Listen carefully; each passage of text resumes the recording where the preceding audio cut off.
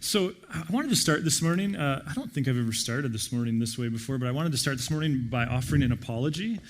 Last week, I really believed in the content. I was really excited about it, which that in and of itself can be dangerous sometimes for a communicator.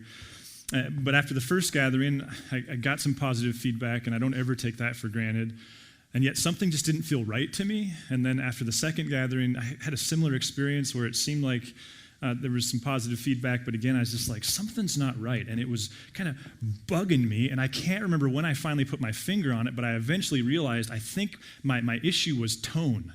That upon reflection, I really value trying to spark curiosity and wonder and ask questions. The danger is when I care about something as much as maybe what we were talking about last week, there's this tendency to get a little preachy and a little authoritative. And so just wanted to say, sure, sorry about that, especially if you had guests. I don't like how telling I was, but thanks for your grace because I didn't get any angry emails. But just wanted to reaffirm, if nothing else, hold myself accountable to that.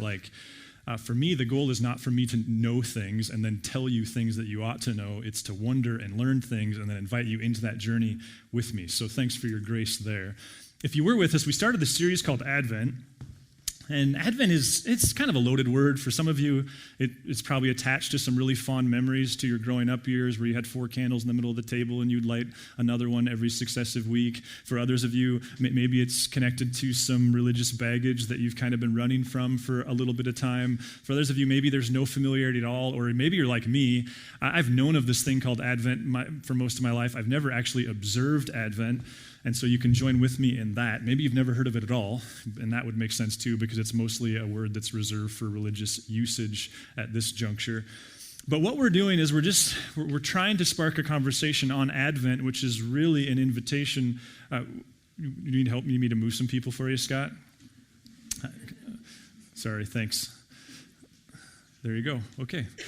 So what we're trying to do is just invite you into this way moving forward. If you were to put Advent into your phone and ask Google what it means, it would say it means arrival or coming. It's a way of approaching Christmas, and it's a way that Christ followers, for the last couple thousand years off and on, have tried to prepare themselves for Christmas. One way to think about it, and the way we explored it a little bit last week, was that feeling that you get.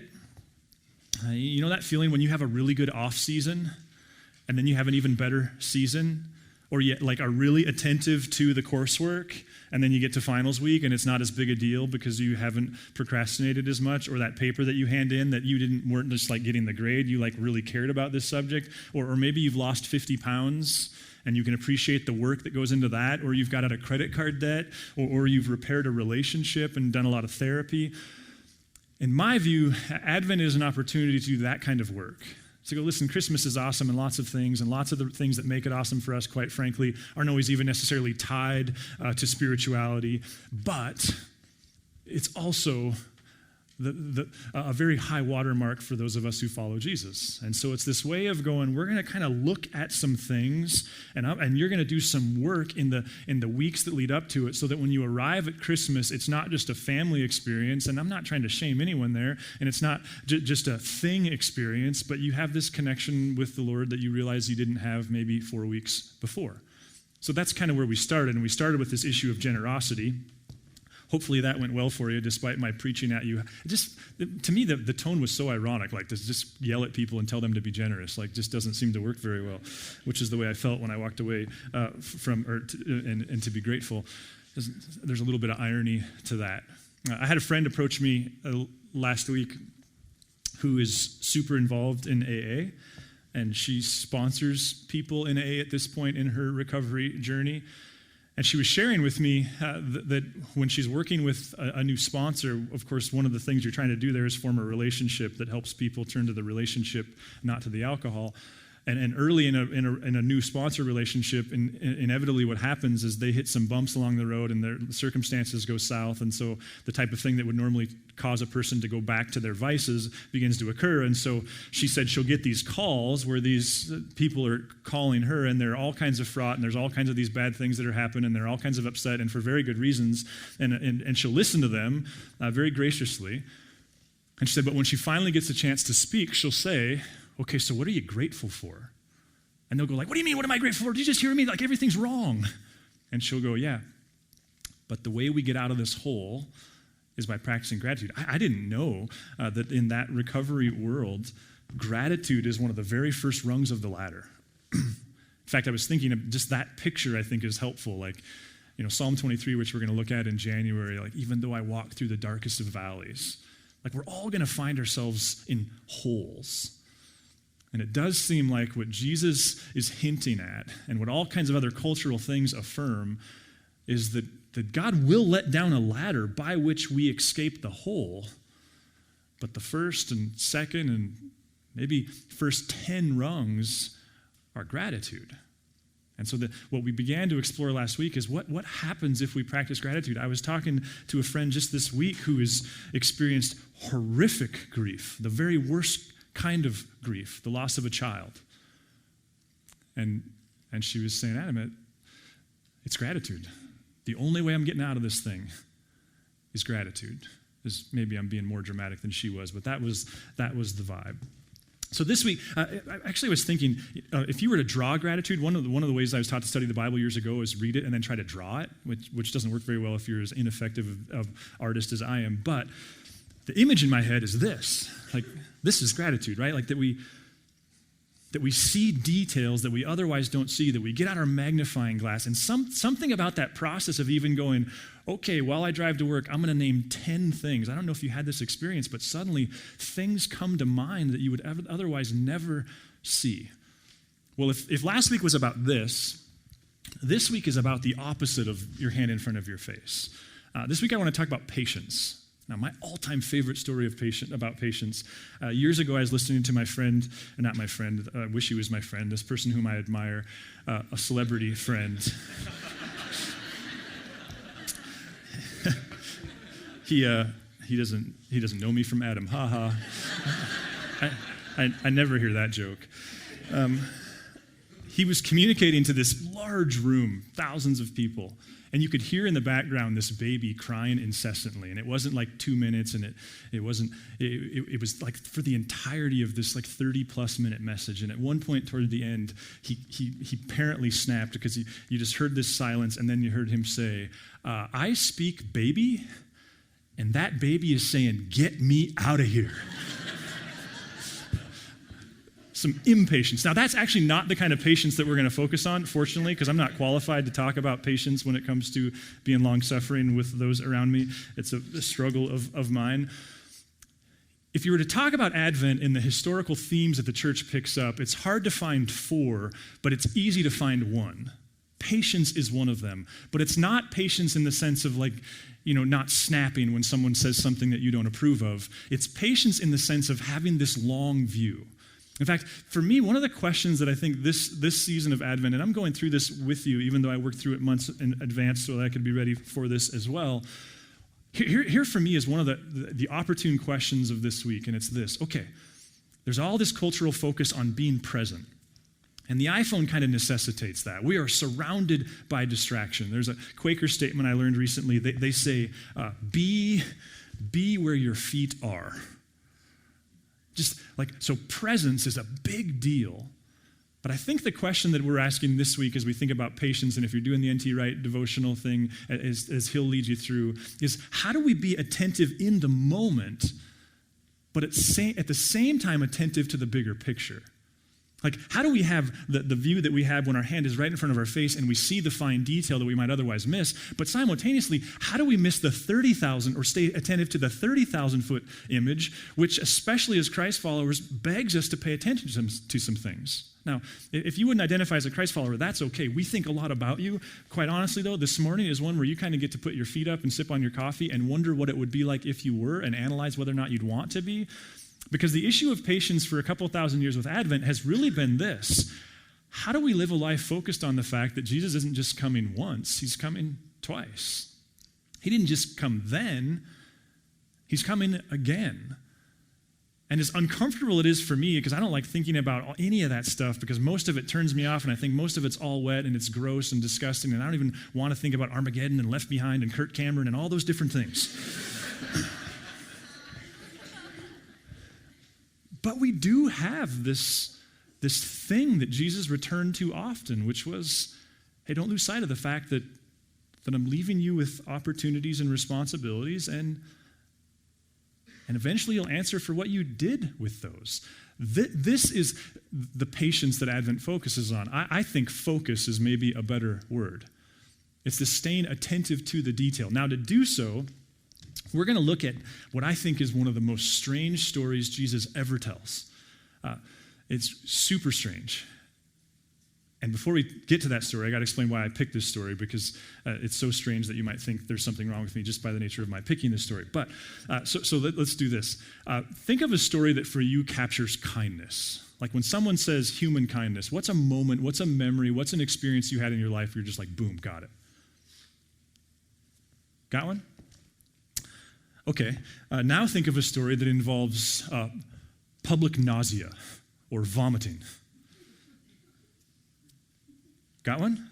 When I was in third grade, I felt sick to my stomach, and I asked the teacher if I could go to the bathroom, and I went to the bathroom, and then I came back from the bathroom, and I sat in my desk, and then all of a sudden the room started turning in circles, and I hadn't been hanging out with the Beatles, and I wasn't on LSD, and I barfed all over the floor of our third grade classroom. And I can, to this day, picture Mr. Western, the president, mopping up vomit, and the teacher, and it's just horrifying. In fact, this week I was in Costco, because to this day, when I think, because I'm a hypochondriac, when I think about puking in public, I think of that moment. I was in Costco, and I had that, like, I'm sick to my stomach, I've been in Costco too long kind of feeling.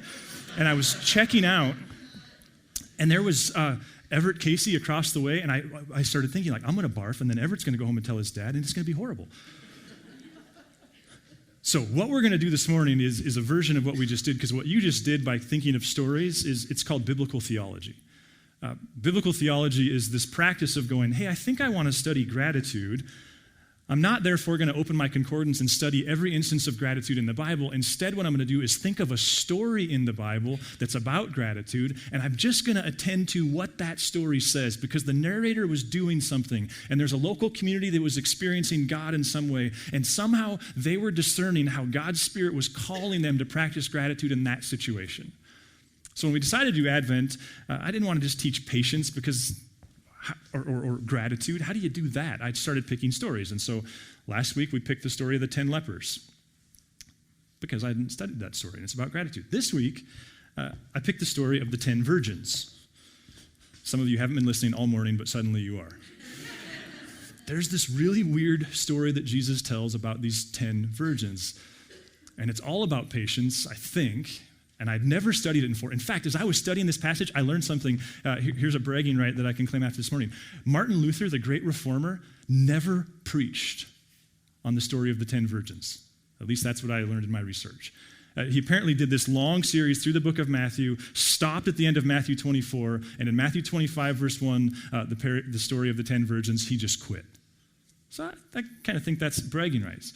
But it's a really weird story, and I spent a lot of time with it, and I couldn't figure it out. And then I had my own aha moment, which was this. Wait a minute, what's the thing that we constantly say about the Bible? And that is, it's not just what the Bible's saying, it's what the narrator's saying.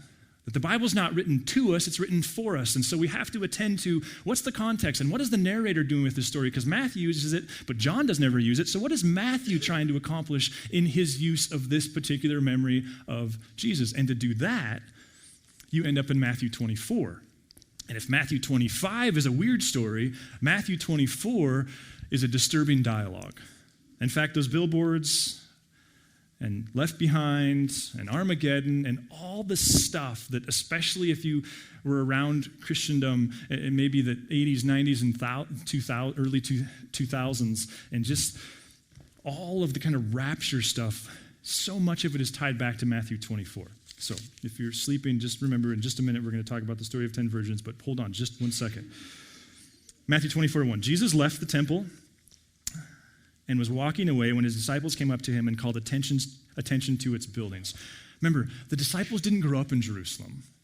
This for them was like going to your favorite stadium or your favorite concert venue. This was like going to Seattle or going to the big city if you grew up in a place like Montana.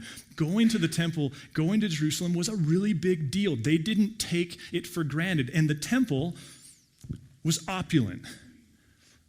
Large portions of it were lined with gold. It was beautiful. I get the sense that it would have dwarfed even what we have in the form of our own cathedral, which I don't mean in any kind of disrespect towards the cathedral, but that would have been like an outbuilding to the temple.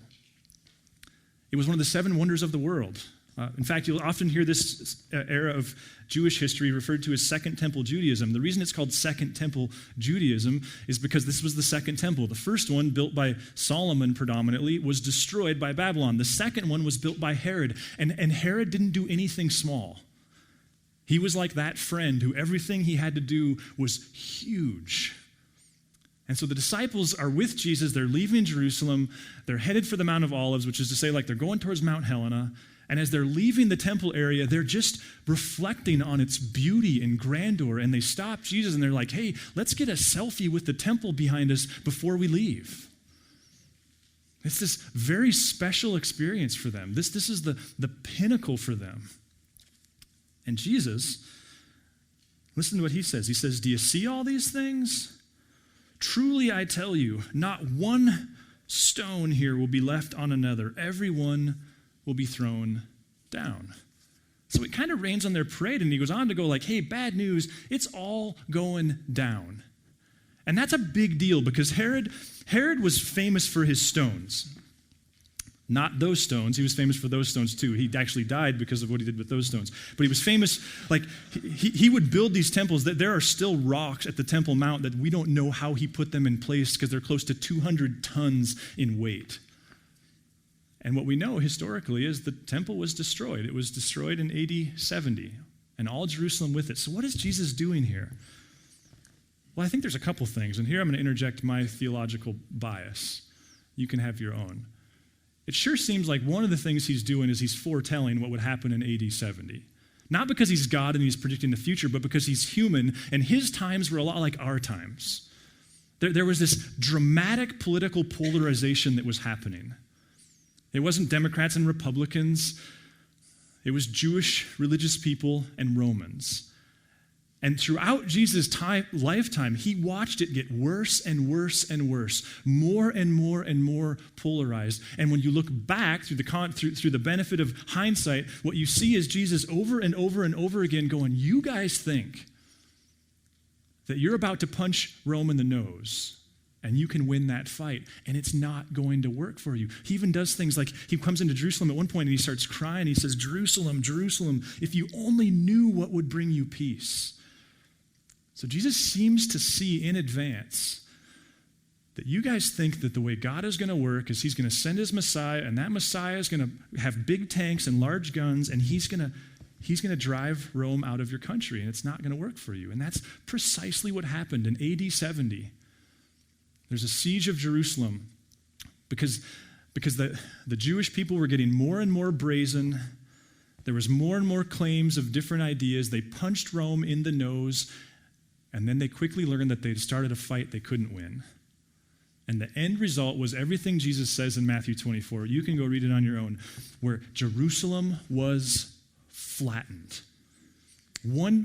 Josephus, a first century Jewish historian, says 1.1 million Jews died in the siege of AD 70. Now, modern historians go, that couldn't be possible. Josephus must have been exaggerating because they're not even convinced there were 1.1 million Jews in all of Israel, which only to me makes the point of what he was saying. Everybody died, except for there were 97,000 adult men whose lives were spared. We know that because they were taken into slavery and they were made gladiators, which is to say they died in one of the many arenas across the Roman Empire. There were 17,000 kids and adolescents that were spared. They were sold into slavery. So we talked last week, like Babylon's way of defeating Jerusalem and Israel was assimilation. They just forced intermarriage, and from that we got the Samaritans. Not the Romans, not in AD 70. It was the way of Hitler. It was we are just going to wipe the slate clean. And Jesus seems to be saying, you guys are headed this way. But this isn't God's way. But the other thing Jesus is doing here is he's foretelling something the book of Acts really develops, which is this idea that God's means of being present in the world isn't going to be that place any longer. That there's a type 2 starting over that's gearing up.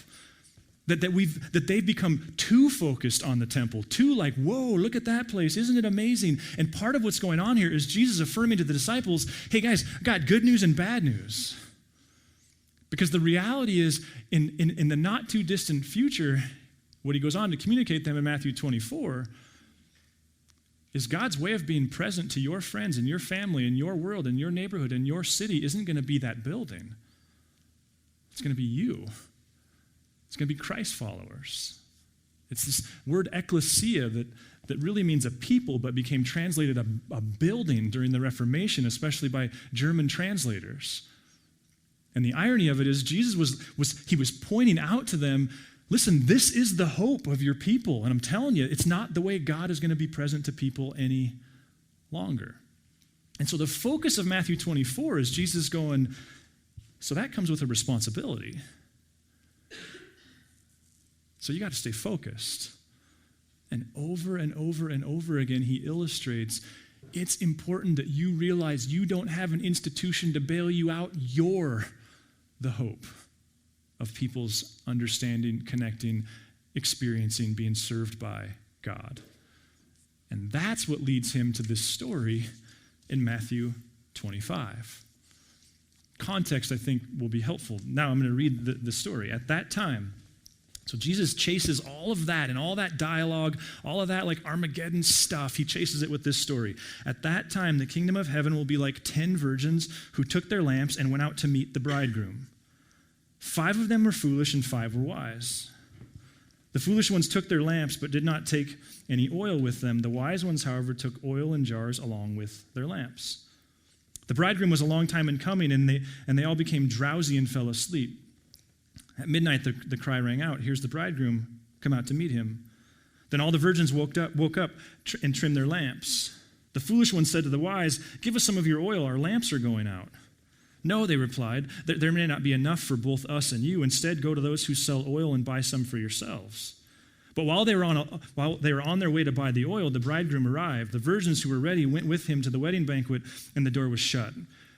Later, the others also came. Lord, Lord, they said, open the door for us. But he replied, truly I tell you, I don't know you. Therefore keep watch, because you do not know the day or the hour. Crazy, weird story, right? Because the first thing you want to go is like, wait a minute, I thought Jesus celebrates generosity, but now he's celebrating 5 girls who look at the other ones and say, sorry, you're sunk. What's going on? Well, let's talk a little bit about first century Jewish wedding culture, because it's different than ours. Remember, the vow work that we do at a wedding ceremony, the covenant work, that was done at betrothal, best I can tell, in Jewish culture.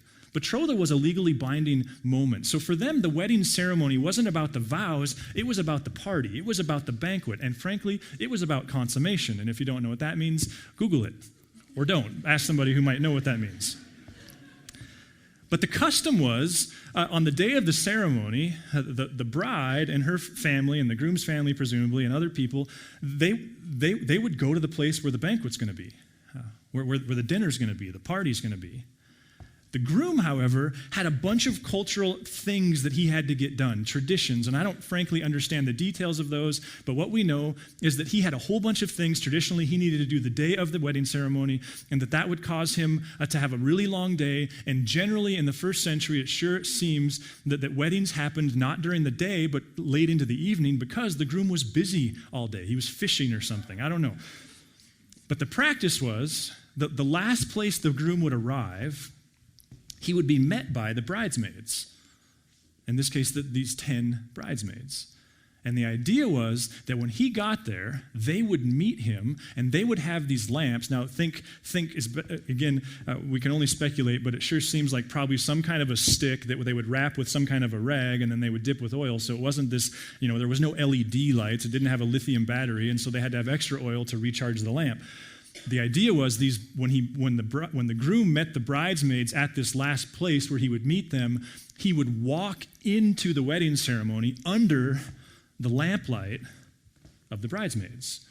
They would usher the groom to his bride. Well, in Jesus' story, the groom's a long time in coming. He shows up even more late than typical. all the bridesmaids fall asleep because all of them, this went beyond their level of preparation in terms of when he would show up. And then apparently there's this moment where the kids are running down the streets and there's some fervor happening, there's some excitement, and the bridesmaids pick up like, oh, the groom's on his way here. And so they wake up, and 5 of them suddenly realize, like, we don't have enough oil, so they got to go into town, which is its own kind of obtuse part of the story because, of course, there's no shop open in the middle of the night to go sell them oil. But the big point is that then the groom shows up, and there's 5 women who usher the groom to his bride. Remember, Jesus just got done telling a story about the temple where he went, hey, guys, if that's what you're putting your hope in, if that's how you're helping your friends understand who I am, if that's how you're experiencing God, if that's what you're trusting, got bad news. Because the light provided is going to come from you. And Jesus tells this story about bridesmaids, some of whom were ready, some of whom stayed focused, and some of whom did not. Which is what leads me to this question. What if there's some wisdom to taking a week of Advent and just zooming out? And it's somewhat ironic because this is a culture that causes us to get so close to the detail and we don't have time to even think, and all of our routines get flushed down the toilet, and it's just survival mode if we're not careful. But for some reason, Christ followers like you and I for the last 2,000 years have found value in creating some space in this season to zoom out and just ask yourself the question, am I focused? Am I as focused as I would care to be? Is the person I set out to be the person that I am? Am I using my time, my resources the way I'd thought? I had my own aha here a few weeks ago where all this kind of came together for me. I, over the Thanksgiving break, turned 40, which was pretty uneventful for me. I didn't give a lot of thought to it in advance. I've thought about it more since. In fact, the thing I was thinking about the most was the story of the 10 virgins because I was panicked because I knew I had to teach it this weekend and I'd been studying it for months and I still didn't understand it. So then I decided, well, I'm going to study Matthew 24. That's when I had that whole context thing, so I studied Matthew 24. I finished up my study of Matthew 24 on the morning of my 40th birthday, and then I went for a long run and I had this, suddenly it kind of hit me. Like, I connected with Christ, like some of you, towards the end of high school. At 19, my life was a disaster. Quickly, I was connected with some really healthy Christ followers. And what hit me on my 40th birthday was my 20s were far from perfect, but I was pretty focused.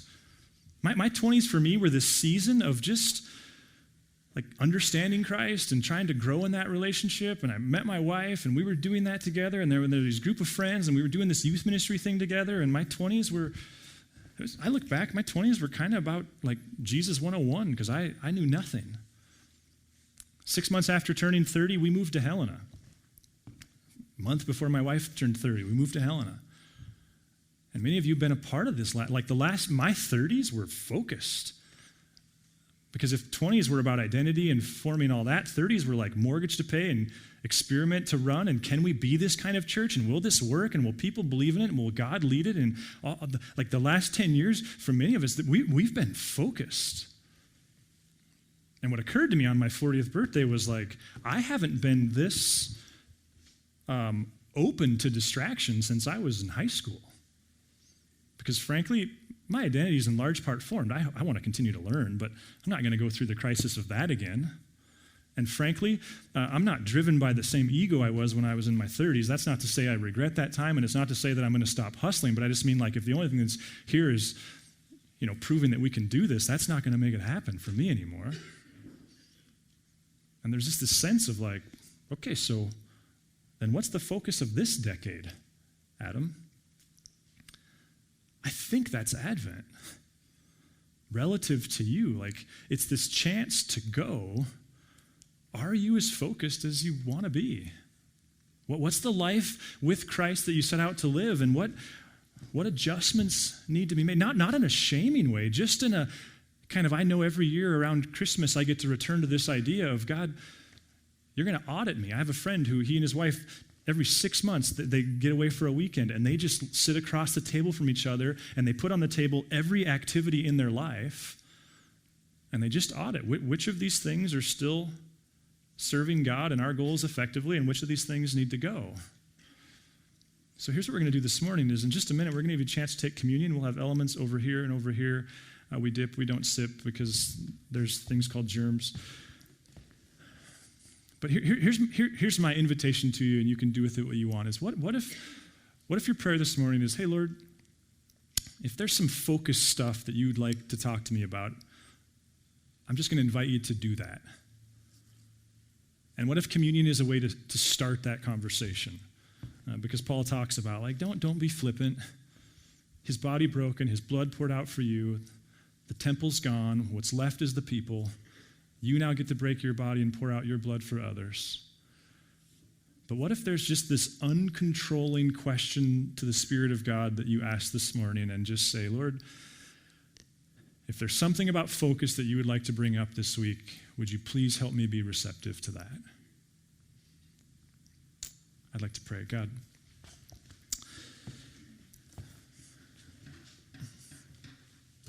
thanks, Lord, that you don't call us to circumstances outside of our everyday life. You call us to be present with you in those circumstances. Thanks, God, that you're the God of every season of life and every stage of development. And Lord, that it sure seems like the downside of that is there is no cookie cutter answer. There's no list of 10 things that serves us all effectively. That, as Paul seems to articulate so clearly, what you've left us is your Spirit, and what we get to do is discern with you and trust at others how it is you're calling us to spend our time, our resources, our talents in this season. Not all seasons, not 5 years from now or even 6 months from now, but in this season. We pray that you would lead us into that conversation. We love you, God. Amen. If you would like to engage further with Narrate Church, you can find contact information online, www.narratechurch.org. We would love to hear from you.